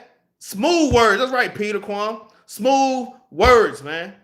All right? I ain't wearing so many precepts that damn. Sirach chapter 12, verse 10. All right, that's Psalm 55 and 20 on down. Smooth words, man. I gotta watch out. All right, so we got the servants. All right, hey, another precept is Isaiah 44 and 21. That's another servant precept. Y'all can just write that down. We are the servants, we the chosen, and we are the servants of the Most High God. Isaiah 44 and 21. Nobody else can serve God but us. Let me go ahead and get that anyways. Isaiah 44. Isaiah chapter 44, verse 21. It says, remember these, O Jacob and Israel, for thou art my servant. I have formed thee. Thou art my servant, O Israel. Thou shalt not be forgotten of me, man. And the Lord made sure that we didn't forget about him. You see how, Lord, and he didn't lie because he woke us back up in these last days. So we wouldn't forget about him, man. All right. Y'all don't take this being in the truth for granted. All right. Let's get the elect. When you see the elect in the New Testament, hey, you got to go precept upon precept. Anytime you see the elect, it's talking about the Israelites. Y'all write this down. Write this down. All right. Isaiah chapter 45 and verse 4. It says, for Jacob my servant's sake, and Israel mine elect, I have even called thee, and we are the called of the Most High. I have called thee by thy name, and I have surnamed thee, though thou hast not known me, man. Though thou hast not known me, because we stiff-necked and we damn hard-headed, man. Let's get Romans chapter 9. All of y'all in the chat. All of y'all. Right now. Romans 9. Y'all all should be masters in Romans 9. Look. Damn near any Christian, I ain't gonna say go out there and start stuff with a Christian. Don't go to mama house and she a super Christian and she, you know, she bug you out. But Romans 9, it shows that this book is only for this. Paul is only talking to the Israelites. Only talking to the Israelites. It's like you damn near can't lose with Romans 9. All the precepts I just gave y'all and told you to write down, you're gonna find a lot of them right here in Romans 9. So let's get it. Let's get Romans chapter 9 and we're gonna start at verse 2. It reads, Romans 9 and 2, that I have great heaviness and continual sorrow in my heart, man. That's what Paul is saying. For I wish that myself were accursed from Christ for my brethren, man. All right, which were Israelites. All right, which are Israelites. Let me get the precept. The precept for brethren. Write this down. Anytime you see brethren, they talk about their brethren. Leviticus chapter 19 and verse 17 is one. And the other one is in Ezekiel. Write these down, man. I told y'all, yeah, we almost done with this class, man. But y'all need these milk precepts, man, to be able to get understanding of the scriptures when you see these words. These words mean something, man. What's that? In Ezekiel 11 and verse 15 is a precept for brethren. Watch this. Ezekiel 11 and verse 15. Son of man, thy brethren, even thy brethren, the men of thy kindred, your kinfolk, man. All right, and all the house of Israel holy, man. The whole house of Israel, all right, are they unto whom the inhabitants of Jerusalem has said, get ye far from the Lord, unto us is this land given in possession, man. So your brethren are Israelites, all right. You got that on Ezekiel and that Leviticus chapter 19 and verse 17, man. All right, anyways, back to Romans 9. In verse 3, Paul say, for I could wish that myself were accursed from Christ for my brethren, my kinsmen, according to the flesh, man. Not a spiritual Israelite. Paul said, according to the flesh. Verse 4, who are Israelites? According to the flesh, not a spiritual Israelite, man. Somebody say this, you spiritual. No, Paul said according to the flesh. This is a bloodline, man. This is a bloodline. Man, everybody ain't part of it. Everybody is not like us, man. They not like us, like damn Kendrick say. Man, they not like us, man. All right, the makeup of our body is not even the same, man. Man, it was this one the black lady. You know how you count our blood? How you count our blood cells?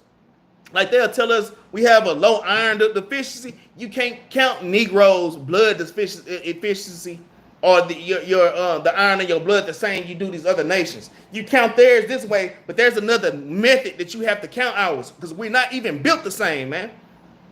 Hey, we are gods, man. Y'all hold y'all damn heads up and keep y'all composure and walk through this fire, man. I'm gonna go and finish this because I still got some little stuff. For I could wish that myself were cursed from Christ for my brethren, my kinsmen, according to the flesh, who are Israelites, to whom pertaineth the adoption and the glory and the covenants and the giving of the law and the services of God, which we are the service, all right? And the promises, man, they all pertain to us, man, not the white man, not the Chinese man, not the Arab man, all right, not the Ethiopian man, all right? They only pertain to us. Yeah, Joel chapter 2 and verse 27, man. I'm just finna hit a few of my little quick precepts, you know, some of my favorites, man. Hit some of my little favorites real quick, like Joel chapter 2 and verse 27. It says, and ye should know that I am in the midst of Israel, and I am the Lord your God, and none else, and my people shall never be ashamed, man. The Lord's being very possessive. I'm the Lord your God, you are my people, and none else, man. This Bible don't, I mean, y'all are not regular people. Hold y'all damn head up right here. No matter what y'all going through, man. All right, let's get Amos chapter 3 and verse 31. Let's get Amos real quick. Amos chapter 3. I know I'm going kind of fast, but I want to do this in a timely manner. Amos chapter 3. All right, and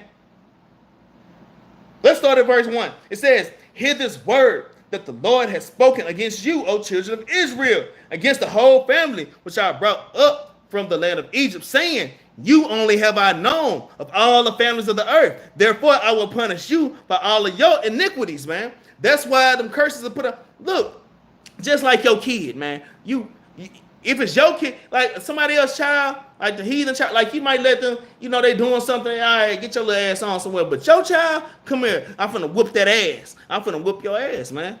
It's the same thing. It says, you only have I known of all the families of the earth. Therefore, I will punish you for all of your iniquities. And that's why you keep seeing us going into captivity after captivity after captivity. The transatlantic slave trade, these curses, it's, you know, that's the Lord's belt, man, to whip our ass. The Lord uses other nations to whip our ass too. Now, the other nations, they're going to pay for what they did. All nations are going into slavery. They're going into captivity for what they did to us, man. The Lord is He is an eye for an eye, man. All y'all heathen that's on here, y'all are going into slavery for what y'all did to us. You have to pay for what your forefathers did. Isaiah chapter 14 and verse 21. Go and read it. And many other manifold precepts that I can get, but that's not the class. That's not the class today. Y'all ass is going into captivity for having the children of Israel in captivity, man. Anyways, let's move on, man. Let's move on. Deuteronomy chapter 7 and 6, man. I just want to bring it back into y'all remembrance. Keep y'all head up. It's just these simple precepts. Deuteronomy chapter 7 and verse 6. For thou art an holy people unto the Lord thy God. The Lord thy God has chosen thee. You see chosen? Remember that? Isaiah chapter 44 and verse 1. Israel is chosen. All right? Has chosen thee to be a special people unto himself above all people that are upon the face of the earth. So all the people that are on the face of the earth, all the races that are on the face of the earth, we're above them. So y'all are God. The Lord said, ye are gods. Y'all are God assists, man. Man, walk like it, man. Walk like it. Stop letting Satan kick your ass like that, man. Out here in this world. Out here in this world, man. All right, you're going through the scriptures, you keeping the commandments. And so when the battle, the Lord is preparing you for the battle. So when your child get out of line all of a sudden, your damn wife or your damn husband, man, you should be, this is a spiritual warfare. You should be able to fight these battles, man, and win. All right, because you're not regular. All right, let's get Deuteronomy chapter 4. While we in Deuteronomy chapter 4, and let's just start at verse 5. It says, behold, I have taught you statutes and judgments, even as the Lord my God has commanded me, that ye should do so in the land whither ye go to possess it. Keep therefore and do them, for this is your wisdom and your understanding in the sight of the nations, man. All right? which shall hear all these statutes and say, surely this great nation is a wise and understanding people. Man, look at these people, man. Damn, they damn wear their fringes. They got their beautiful garments on. All right, they damn got jewelry in their mouth. They got jewelry around their necks, but they don't act like niggas, though. They're not acting like nigga women. They're not acting like niggas. They're not acting like a bunch of Mexicans, man. All right, they're acting like Israelites. All right, verse 7, it says, for what nation is there so great, whom have God so nigh unto them? The Lord is near unto us. No other nation, man. Why y'all being fearful out here, man? All right. It says, God so nigh unto them, as the Lord our God is in all things that we call upon him for. We have to call upon the Lord for them things, and then when we call upon him for them things, we have to wait on the Lord, man. And when he opened up that door, the door he opened up might not be pretty. The door he opened up, you might not see a ray of light when he opened up that door for you, but when the opportunity comes, take it, man. You got to have spiritual discernment. All right, let's get Romans chapter 3 and verse 1 real quick. Get Romans 3 and 1 real quick. Yeah, we at the end, yeah. I know I keep saying that, but we really are. Romans chapter 3 and verse 1, it says, what advantage then have the Jew? Or what profit is there of circumcision? Much in every way, chiefly because unto them were committed the oracles of God, man. The Lord only gave us the commandments, man. The Lord only gave us the commandments, man. All right, we have an advantage, man. Much in every way. All right, there's no reason why we should be walking around down in the damn dumps, man. You know, you walking down the street with your hands in your pocket, with your head down, kicking a damn rock down the damn street, man. You shouldn't be in that spirit. All right, the Lord has prepared us with all the tools to fight through these afflictions, man. All right, I'm gonna read verse 1 again. It says, "What advantage have the Jew, man? All right, or what profit is there of circumcision, which is going into keeping the commandments spiritually?" It says, "Much in every way, man. Chiefly because unto them were committed the oracles of God." The Lord only gave us the commandments, man. All right, we have to walk therein. Romans chapter 5 and verse 3. Romans 5 and 3. All right, this is the last segment of the class, y'all. We have to go through the affliction. We have to fight through this affliction, man. It's the last segment. It says, Romans 5 and 3. "And not only so, but we glory in tribulations also, knowing that the tribulation worketh patience," man. Tribulation work patience, man. Hey, the tribulation that Christ went through actually made him more perfect, man. Christ, when he was being tried in the fire, man. All right, verse 3, it says, "And not only so, but we glory in tribulation also, knowing that tribulation worketh patience," man. The Lord is building up your patience. Everything that you're going through is not for nothing, man. The Lord know you got bills to be paid. The Lord see the car broke down. All right, the Lord see this. The Lord see that. All right, man. Yeah, your damn children. You might find out one of your children was smoking or something. You kind of got to get on them. You like, oh Lord, like damn, things get All right. Verse 5. It said, verse 4, "And patience, experience hope," and we need that experience. All y'all brothers and sisters that's going through things, the Lord is building you up and take you through the fire so you can help your brother and sister to go through that fire. All right, we have to be joined together as one of them so you can help your brother and sister get through that thing that you done went through. How you gonna help somebody do something if you ain't been through it? Christ has the kingdom, but how are we gonna get the kingdom when we didn't go through the things that Christ went through? We have to go through the things that Christ went through. In fact, these things that we're going through are not even on that same level. All right, verse 5, it says, "And hope maketh not ashamed, because the love of God is shed abroad in our hearts, but the Holy Ghost, which is given unto us," man. All right, so y'all just keep that in mind, man. All right, let's get Revelation chapter 3 and verse 18, man, which is a precept, Revelation 3 and verse 18. This is Christ speaking, okay? He says, "I counsel thee to buy of me gold tried in the fire." Christ bought y'all even out of Egypt as gold. He paid a price for us. He owns us. All right? And Christ's not going to just buy any old thing. This is the King of Kings, Lord of Lords, man. Kings of Kings, Lord of Lords. He says, "I counsel thee to buy of me gold tried in the fire," man. So we're like pure gold, man. We belong to Christ, man. So yeah, we're going to have to go through much affliction. It says that thou mayest be rich and white raiment, man. All right, that white raiment goes into the commandments, man, and walking perfectly and upright. It says that thou mayest be clothed, and that thy shame of thy nakedness do not appear, and anoint thy eyes with eye salve, that thou mayest see, man. That we may see the truth, that we can see the kingdom, that we have that vision of the kingdom. And that's why we have to stay in the scriptures to give us that vision. I know Capt Jerubbaal said it all the time, man.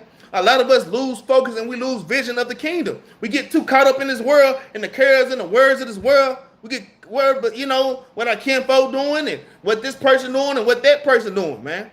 We have to make sure we don't get sifted out of this truth, man. All right, Shalom, hood. All right, Shalom, man. We have to make sure we know, man, we are gold tried in the fire, man. All right, we are gods, man. Let's get 1 Corinthians chapter 6 and verse 20, man. Get 1 Corinthians 6 and 20. Right. 1 Corinthians chapter 6 and verse number 20. It reads, for ye are brought with a price. Therefore, glorify God in your body and in your spirit, which are God's, man. So we belong to the Most High, man. Think about anything that belongs to the Most High is a glorious thing, man. He actually adopted. We are actually children of the Most High, man. I just want to tell y'all that, man. Y'all, that should make y'all feel some kind of way. Let's get Job chapter 23, though. I love Job chapter 23. Now, bear with me. After I read Job 1, 2, 3, we got four more precepts after I read Job 23. 4 precepts after I read Job 23, and we done. All right? Y'all listen, all right? Listen up. This is Job, and we always go to Job for the affliction, man. But Job actually held himself like a king, man. He held himself up like royalty.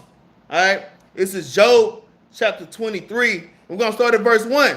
It says, then Job answered and said, even today is my complaint bitter. My stroke is heavier than my groaning. Y'all listen to that and understand what Job is saying. He said, even today, right now, whatever y'all going through, he said his complaint is bitter. Yeah, these things you're going through today, yeah, they're bitter. All right? He says, my stroke is heavier than my groaning. So just imagine you being beat.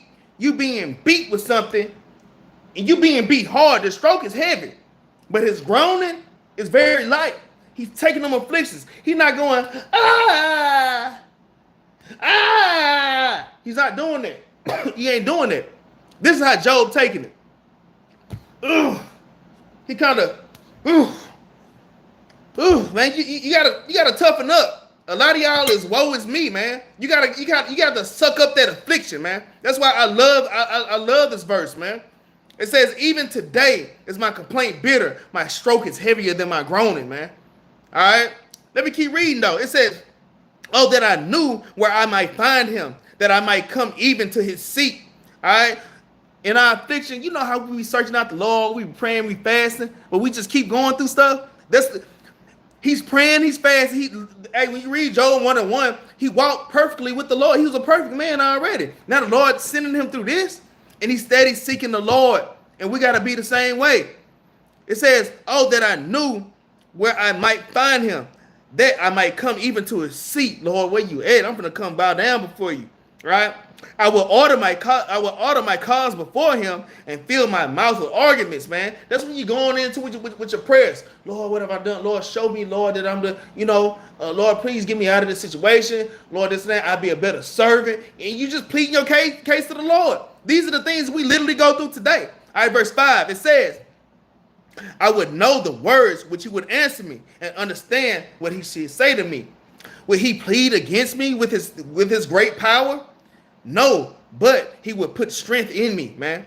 And when you read 2 Corinthians chapter 12, verse 9, I want to go there so bad, man. Hey, we are the most strongest in our weakness, man. We're being afflicted. That's when our strength come in, because that's when Christ come in and pick you up, man. All right? Y'all have to keep that in mind.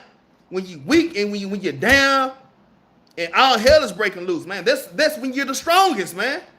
All right? Verse 6, when he pleaded against me with his great power, no, but he will put strength in me. It says there, the righteous might dispute with him. So should I deliver forever my judge. Verse 8, it says, behold, I go forward. This part, y'all listen to this part. Verse 8, behold, I go forward, but he is not there. All right? And I go backward, but I cannot perceive him, man. You going, all hell is breaking loose. I'm praying to the Lord. I'm damn fasting, man. I'm fasting, but man, it seems like the Lord ain't there, man. It seemed like he ain't there. I go forward, I go this way, I go to the right, I go to the left, but you can't perceive him. Watch this, y'all. Watch it though. Behold, I go forward, but he is not there, and backwards, but I cannot perceive him. On the left hand, where do he work? All right, and the left hand goes into all hell breaking loose. You know, the left hand of the Lord, that goes into Satan. Satan is a tool and instrument of the Lord, man. Yeah, just like Job told his wife, should not receive good of the Lord and evil. You're gonna receive evil from the Lord. That's what Job is saying. On verse 9, he says, on the left hand, well, though he work, but I can't behold him, man. Yeah, I know he over here doing this stuff. I see all hell breaking loose. My damn family dying. I got boils all over me. But damn, I can't behold him. It says, he hided himself on the right hand that I cannot see him. So even on the right hand, I'm praying I'm fasting, but the Lord, he's not giving me words. Sometimes the Lord, he won't respond like that all the time. But watch this. This is why. This is why. And this is true faith.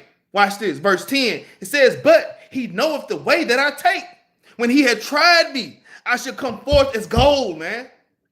You see how he hold his integrity and his composure. His wife nagging his ear. Why don't you just curse the God and die, nigga? Stop going to classes. Stop trying to be a damn Israelite. All right? Stop trying to keep the command. Why do you hold your integrity, man? Job said, I go to the front, I go to the back, I go to the left, I go to the right. All hell is breaking loose. All right? But you know what he said? He said, but he knoweth the way that I take. The Lord is sitting there looking at you like your ass squirming the whole time. The Lord is sitting there watching you squirm. He's watching how you act, man. Y'all got to understand that. But he knoweth the way that I take. When he had tried me, I should come forth as gold, man. All right, I should come forth as gold. That's why I brought out the Revelation 3:18. Christ said, I buy thee gold tried in the fire. Y'all in this truth, man, you're going to go through. You're going to go through something. When you're going through something, know that the Lord dealing with you. Know that you are a king. Know that you are a princess on this earth, man. Y'all supposed to take joy in that. When the prophets in Acts, man, when the prophets in the New, they were getting beat for the name of the Lord and being shamed for the name of the Lord, they get locked up, right? And they in jail, they damn holding hands and singing hymns. After they got beat, got black eyes, all right? It still got dried up blood coming down, all right? They get out of prison and giving each other high five. Man, we got whooped for the Lord. Our praises. And that's how it's supposed to be, man. Our praise to the Most High. That's what Job was. Our praise to the Most High. I go to the left, right, front, back. And damn, it seemed like he ain't here. But he know the steps that I'm taking. All right. Verse 12. Neither have I gone back from the commandment of his lips. I have esteemed the words of his mouth more than my necessary food, man.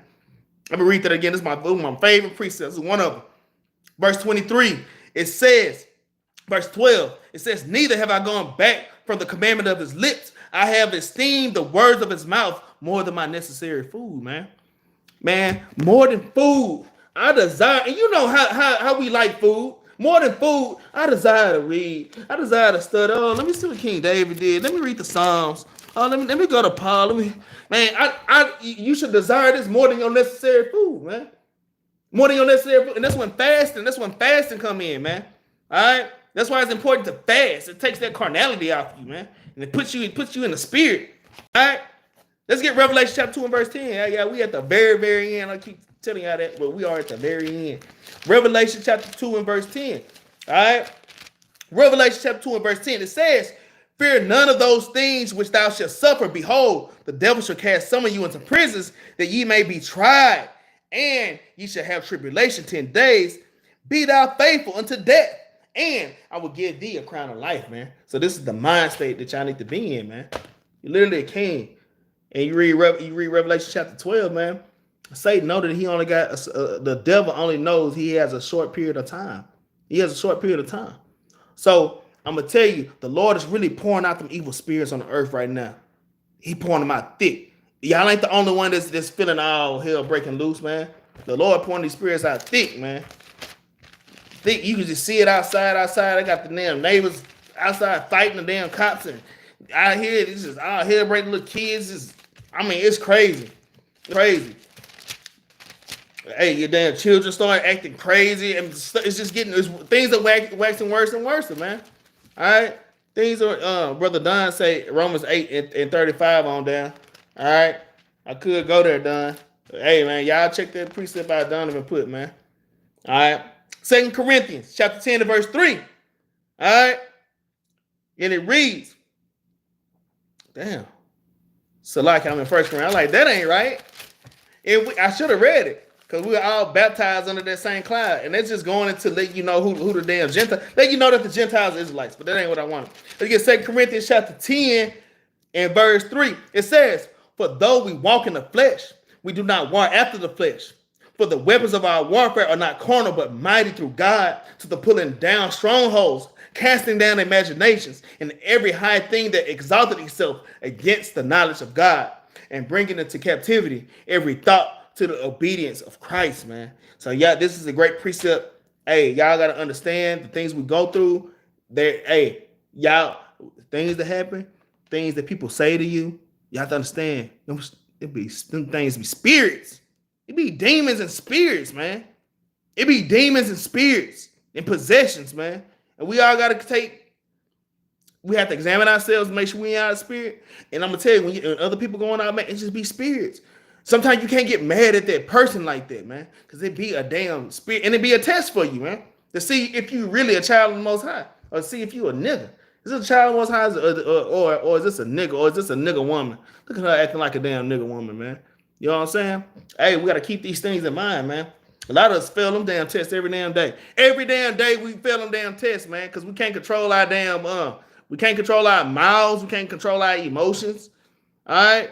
I'm just saying, man. Hey, y'all should be steadily growing in the truth. All right, gotta closely examine themselves, man. I know I've made mistakes in the past, man. And my idea, I admit to my mistakes, and we should grow up this. Let's get Romans chapter 8 and verse 18. Damn, Don was just in Romans 8. All right, Romans 8 and 18. We got one more precept after this one. Romans chapter 8 and verse 18, and it reads, for I reckon that the sufferings of this present time are not worthy to be compared with the glory which shall be revealed unto us, man. That kingdom that's going to be revealed to us. Just even, we've been keeping the commandments, and Christ cracking that sky. Because even the righteous are going to be in fear, all right, and going to be scarcely saved when Christ cracked that sky. But it's a glorious thing to know I was keeping the commandments. And I just might be worthy to making inside the kingdom. And then once we get inside the kingdom, I'm talking about ain't no cars, emissions, none of that. We damn flying in damn chariots. You know, we flying in chariots, man. We have slaves. All right. The architecture ain't gonna look how this look. Ain't gonna be no damn pollution. We're gonna be going places. There's dinosaurs still on the earth. There's places on the earth we ain't even been. But we're gonna have dominion over the earth. We're gonna rule with Christ, man. We're gonna be kings over cities and ruling over these damn heathen, man. All right, ladies at home, you in your mansion, you ladies, you have a damn jacuzzi, you got a big ass hot tub, the size as a regular swimming pool. You got the heat, you got your handmaids, you got Chinese women. They come in and they damn scrub. You just sit there, you Israelite princess, and they scrub you. And you got some of them down there, they damn doing your damn feet. All right, you laying there, they just feed you damn grapes.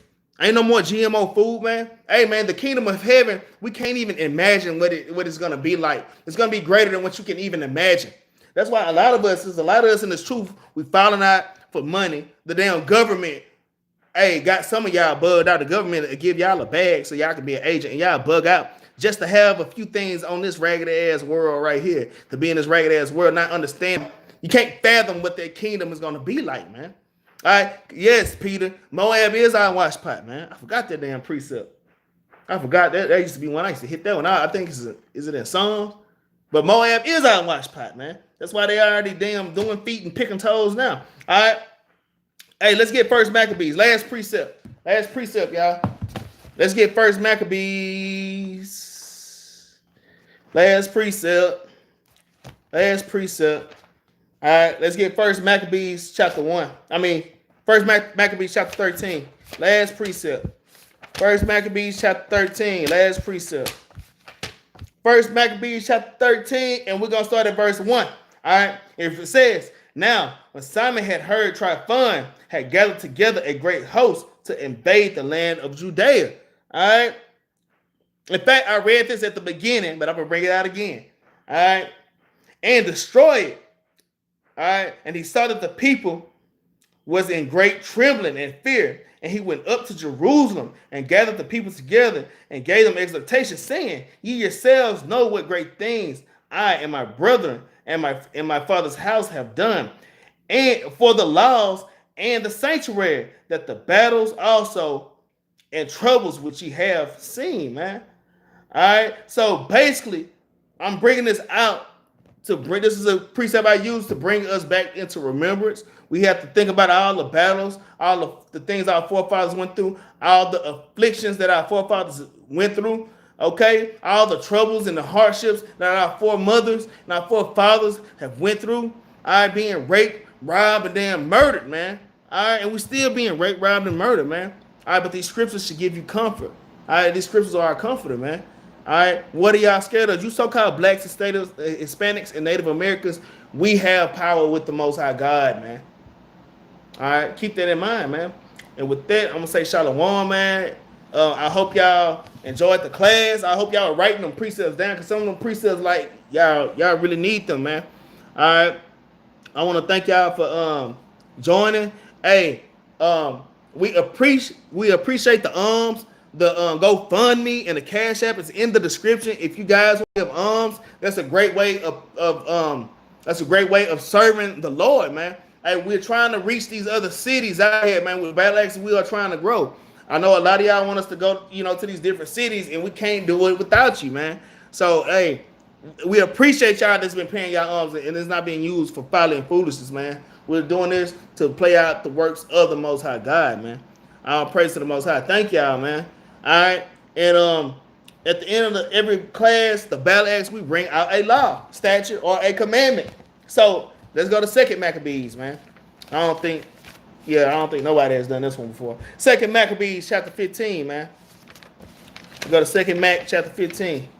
All right, chapter 15, and we're gonna start at verse 9. It says, and so comforted them out of the law and the prophets, comforting y'all out of the law and the prophets, man. When you in distress, man, go to the book, man. All right. And so comforting them out of the law and the prophets, and withal putting them in the mind of the battles that they won afore, he made them more cheerful, man. See, because sometimes you gotta exhort your brothers and sisters. You gotta make them cheer. I'm trying to cheer y'all up. It's okay, y'all smile through the afflictions. All right, I'm showing y'all all the battles, the physical battles and the spiritual battles that we've been through. Them same battles we're dealing with today, and our forefathers got through it, and it was light on the other side. Therefore, be cheerful, be thou cheerful.